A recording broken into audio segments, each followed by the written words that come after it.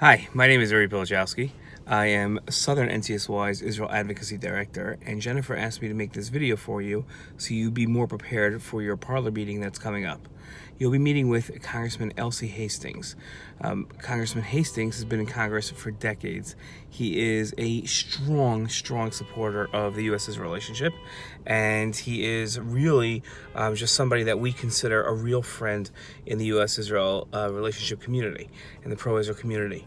When you're meeting with him, you should thank him for his years of work on the pro-Israel community, but then in two specific areas that you should thank him for. Number one, about 3-4 years ago, the Democratic Party came out in support of the Iran deal, and President Obama, this was his prime accomplishment, was the Iran deal, and it looked like he was going to get overturned, and he really needed every single Democrat's support on the Iran deal to make sure that it went through.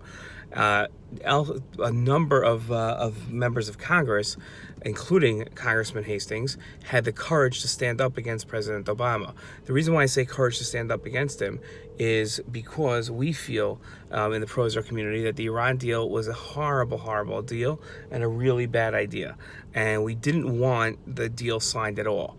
There were only 27 members of Congress in the Democratic Party that stood up to President Obama, who threatened every single member of Congress from his party that wouldn't support the deal with no help in their coming re-election.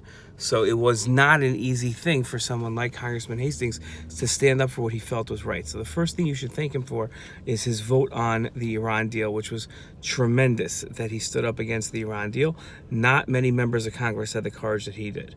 The second thing you want to thank him for is something that he's working on right now, which is that the FDA is the agency in the United States that approves medicine, like experimental medicine, in order for it to become non-experimental and for people to use it.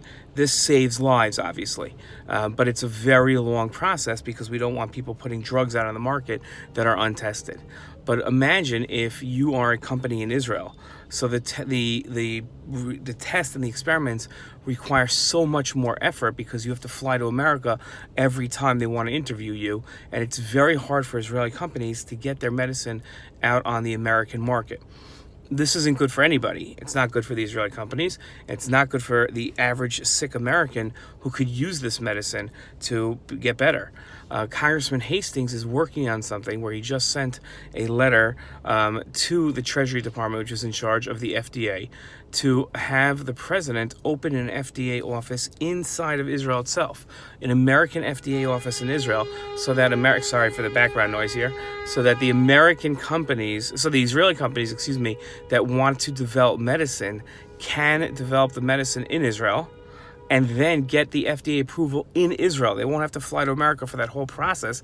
The office itself will be in Israel. There are already 4 regional offices of the FDA around the world, so this has been tested before, and we want to get this done as fast as possible because it'll only save lives. So I want to thank Congressman Hastings, and then you want to ask him what you can do to help that process go faster.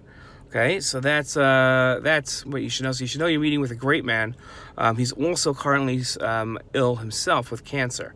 So just to keep that in mind as well, that he's not at his best of health, but that he's a tremendous friend, and you want to thank him greatly. Have fun, guys. I look forward to one day meeting you, and enjoy the time. And thank you for all that you do for Israel.